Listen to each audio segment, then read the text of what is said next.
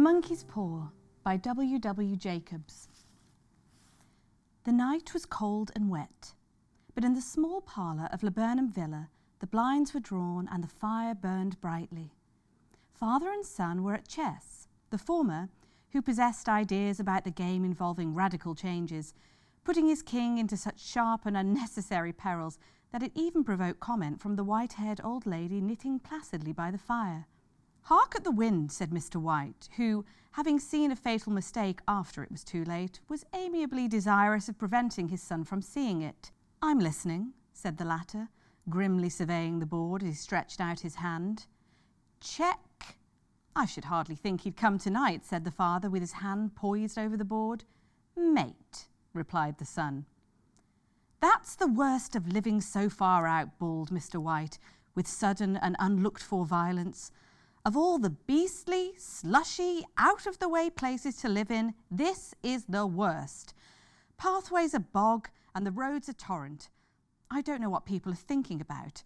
I suppose because only 2 houses on the road are let, they think it doesn't matter."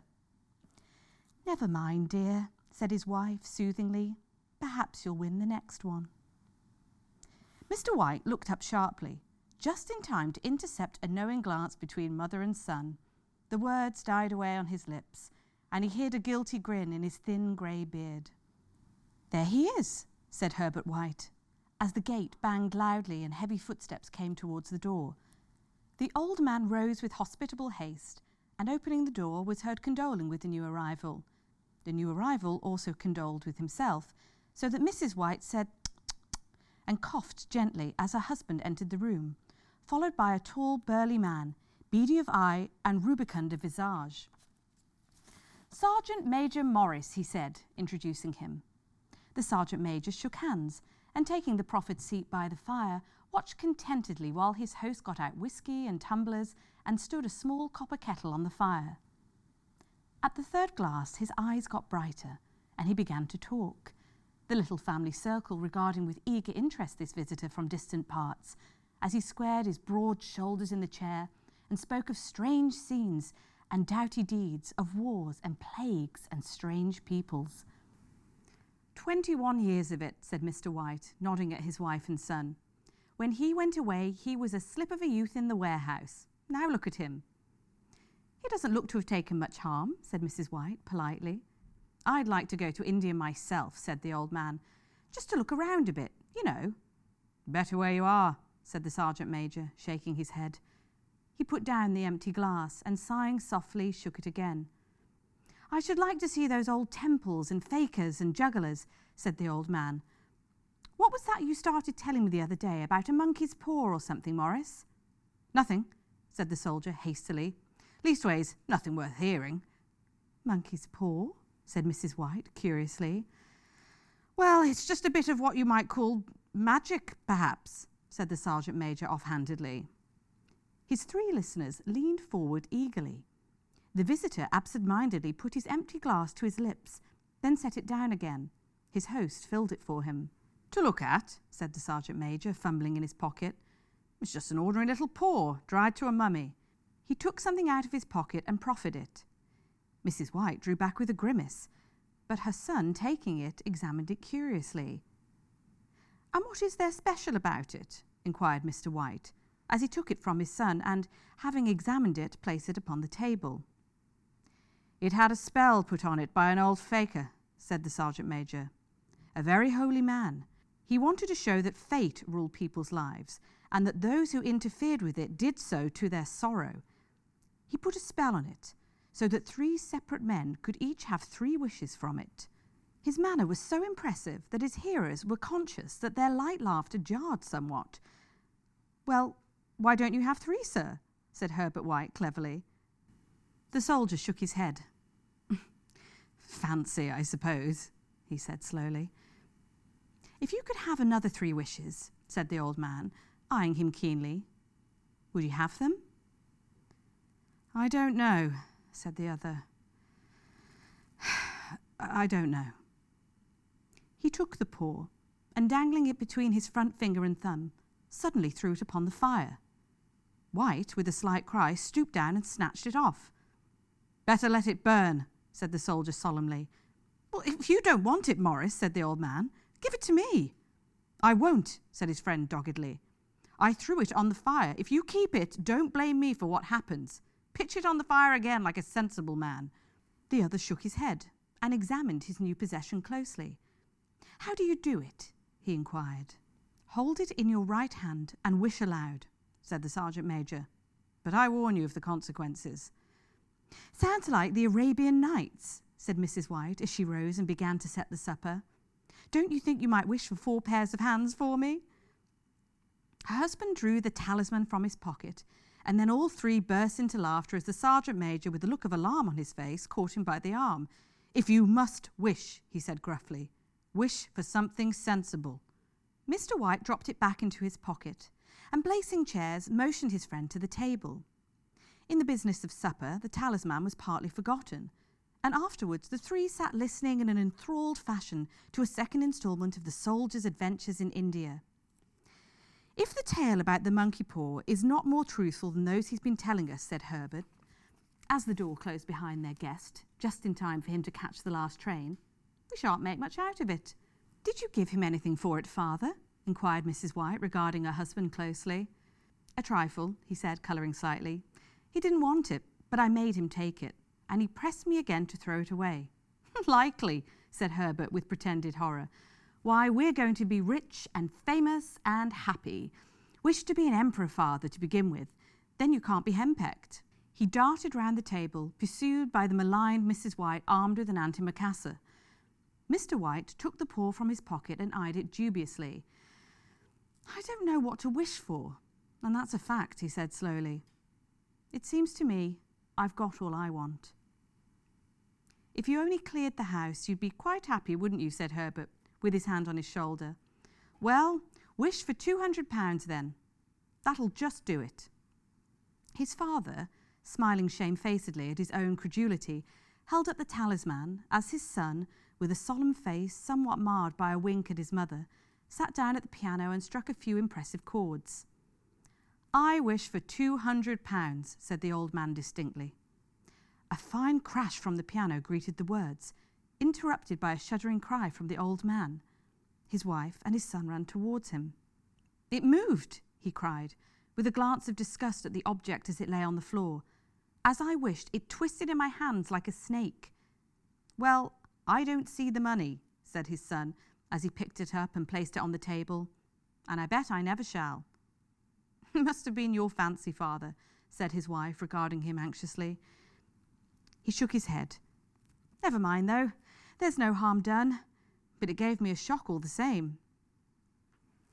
They sat down by the fire again, while the two men finished their pipes. Outside, the wind was higher than ever, and the old man started nervously at the sound of a door banging upstairs. A silence unusual and depressing settled upon all three, which lasted until the old couple rose to retire for the night. I expect you'll find the cash tied up in a big bag in the middle of your bed, said Herbert, as he bade them good night, and something horrible squatting up on top of the wardrobe, watching you as you pocket your ill-gotten gains. He sat alone in the darkness, gazing at the dying fire and seeing faces in it. The last face was so horrible and so simian that he gazed at it in amazement. It got so vivid that, with a little uneasy laugh, he felt on the table for a glass containing a little water to throw over it.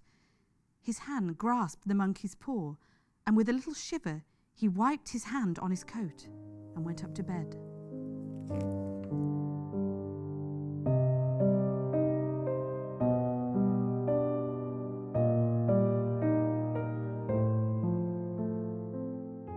In the brightness of the wintry sun next morning, as it streamed over the breakfast table, Herbert laughed at his fears.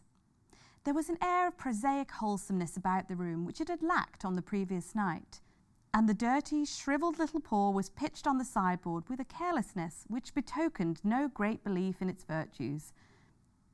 I suppose all old soldiers are the same, said Mrs. White. The idea of our listening to such nonsense. How could wishes be granted in these days? And if they could, how could £200 hurt you, father? Might drop on my head from the sky, said the frivolous Herbert.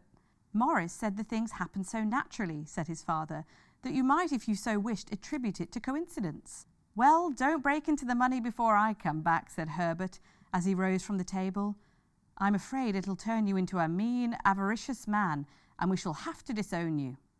His mother laughed, and following him to the door, watched him down the road, and returning to the breakfast table, was very happy at the expense of her husband's credulity, all of which did not prevent her from scurrying to the door at the postman's knock, nor prevent her from referring somewhat shortly to retired sergeant majors of bibulous habits when she found that the post brought a tailor's bill. Herbert will have some more of his funny remarks, I expect, when he comes home, she said, as they sat at dinner. I dare say, said Mr. White, pouring himself out some beer. But for all that, the thing moved in my hand. That I'll swear to. You thought it did, said the old lady soothingly. I say it did, replied the other. There was no thought about it. I had just... What's the matter? His wife made no reply. She was watching the mysterious movements of a man outside, who, peering in an undecided fashion at the house, appeared to be trying to make up his mind to enter. In mental connection with the £200, she noticed that the stranger was well dressed and wore a silk hat of glossy newness. 3 times he paused at the gate and then walked on again. The 4th time he stood with his hand upon it, and then with sudden resolution flung it open and walked up the path. Mrs. White at the same moment placed her hands behind her, then hurriedly unfastening the strings of her apron, put that useful article of apparel beneath the cushion of her chair. She brought the stranger, who seemed ill at ease, into the room. He gazed at her furtively and listened in a preoccupied fashion as the old lady apologized for the appearance of the room and her husband's coat, a garment which he usually reserved for the garden. She then waited, as patiently as her sex would permit, for him to broach his business. But he was at first strangely silent. I was asked to call, he said at last, and stooped and picked a piece of cotton from his trousers. I come from Moore and Meggins. The old lady started. Is anything the matter? She asked breathlessly. Has anything happened to Herbert? What is it? What is it? Her husband interposed. There, mother, he said hastily. Sit down and don't jump to conclusions. You've not brought bad news, I'm sure, sir. And he eyed the other wistfully. I'm sorry, began the visitor. Is he hurt? Demanded the mother. The visitor bowed in assent. Badly hurt, he said quietly. But he is not in any pain. Oh, thank God, said the old woman, clasping her hands. Thank God for that, She broke off suddenly, as the sinister meaning of the assurance dawned upon her, and she saw the awful confirmation of her fears in the other's averted face. She caught her breath, and turning to her slower-witted husband, laid her trembling old hand upon his. There was a long silence. He was caught in the machinery, said the visitor at length in a low voice. Caught in the machinery, repeated Mr. White in a dazed fashion. Yes. He sat, staring blankly out at the window, and taking his wife's hand between his own, pressed it, as he had been wont to do in their old courting days nearly 40 years before. He was the only one left to us, he said, turning gently to the visitor. It is hard. The other coughed, and rising, walked slowly to the window. The firm wish me to convey their sincere sympathy with you in your great loss, he said, without looking around. I beg that you will understand I am only their servant and merely obeying orders. There was no reply. The old woman's face was white, her eyes staring, and her breath inaudible. On the husband's face was a look such as his friend the sergeant might have carried into his first action. I was to say that Moore and Meggins disclaim all responsibility, continued the other. They admit no liability at all, but in consideration of your son's services, they wish to present you with a certain sum as compensation. Mr. White dropped his wife's hand, and rising to his feet, gazed with a look of horror at his visitor. His dry lips shaped the words. How much? £200, was the answer. Unconscious of his wife's shriek, the old man smiled faintly, put out his hands like a sightless man, and dropped a senseless heap to the floor.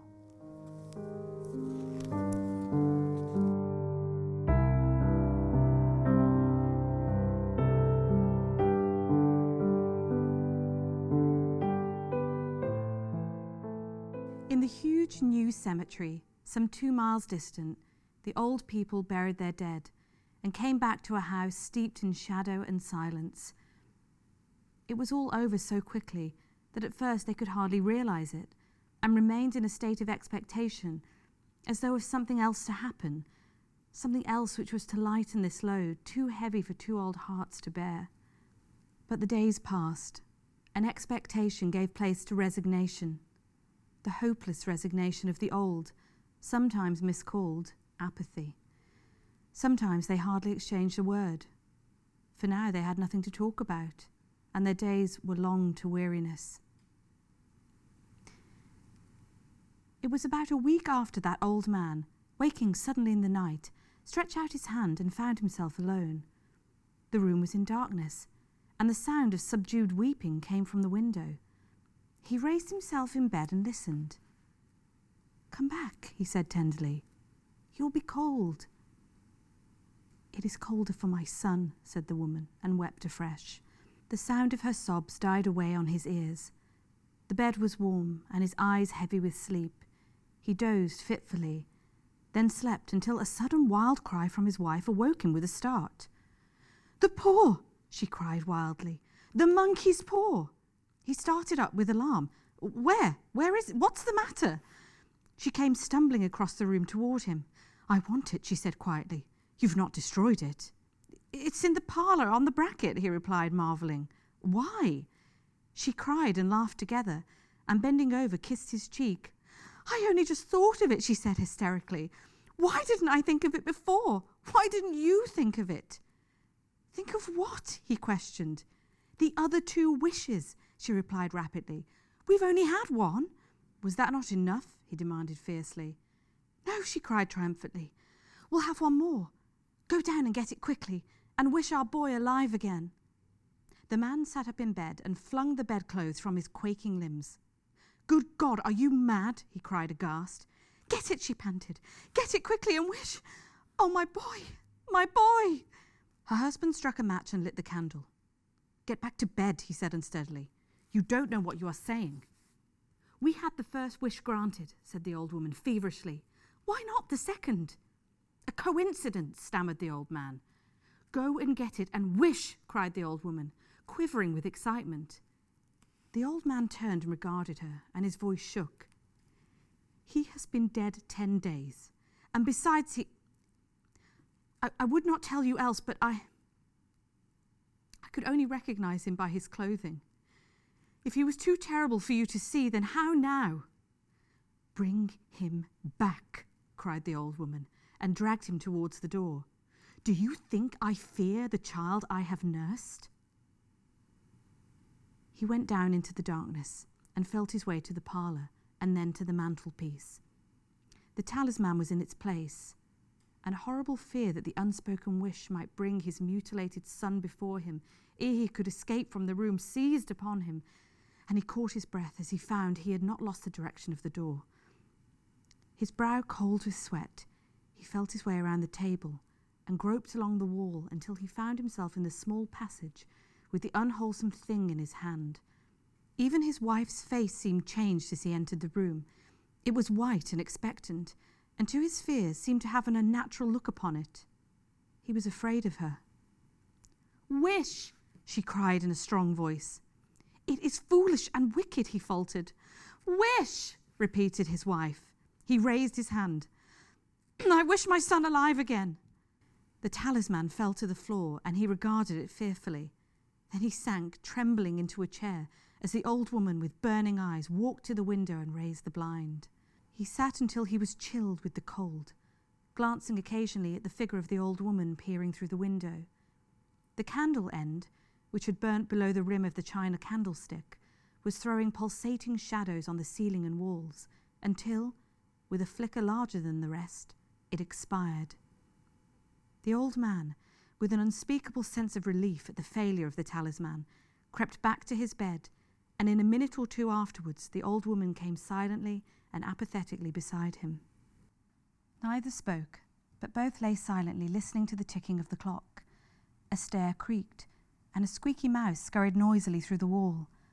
The darkness was oppressive, and after lying for some time screwing up his courage, the husband took the box of matches and, striking one, went downstairs for a candle. At the foot of the stairs the match went out, and he paused to strike another, and at the same moment a knock, so quiet and stealthy as to be scarcely audible, sounded on the front door. The matches fell from his hand. He stood motionless, his breath suspended until the knock was repeated. Then he turned and fled swiftly back to his room and closed the door behind him. A third knock sounded through the house. "What's that?" cried the old woman, starting up. "A rat," said the old man in shaking tones. "A rat. It passed me on the stairs." His wife sat up in bed listening. A loud knock resounded through the house. "It's Herbert!" she screamed. "It's Herbert!" She ran to the door, but her husband was before her, and catching her by the arm, held her tightly. "What are you going to do?" he whispered hoarsely. "It's my boy! It's Herbert!" she cried, struggling mechanically. "I forgot it was 2 miles away. What are you holding me for? Let me go! I must open the door." "For God's sake, don't let it in," cried the old man, trembling. "You're afraid of your own son?" she cried, struggling. "Let me go! I'm coming, Herbert, I'm coming!" There was another knock, and another. The old woman, with a sudden wrench, broke free and ran from the room, her husband following to the landing, and called after her appealingly as she hurried downstairs. He heard the chain rattle and the bottom bolt drawn back slowly and stiffly from the socket. Then the old woman's voice, strained and panting. "The bolt!" she cried loudly. "Come down! I can't reach it!" But her husband was on his hands and knees, groping wildly on the floor in search of the paw. If he could only find it before the thing outside got in. A perfect fusillade of knocks reverberated through the house, and he heard the scraping of a chair as his wife put it down in the passage against the door. He heard the creaking of the bolt as it came slowly back, and at the same moment he found the monkey's paw and frantically breathed his third and last wish. The knocking ceased suddenly, although the echoes of it were still in the house. He heard the chair drawn back and the door opened. A cold wind rushed up the staircase, and a long, loud wail of disappointment and misery from his wife gave him courage to run down to her side, and then to the gate beyond. The street lamp, flickering opposite, shone on a quiet and deserted road.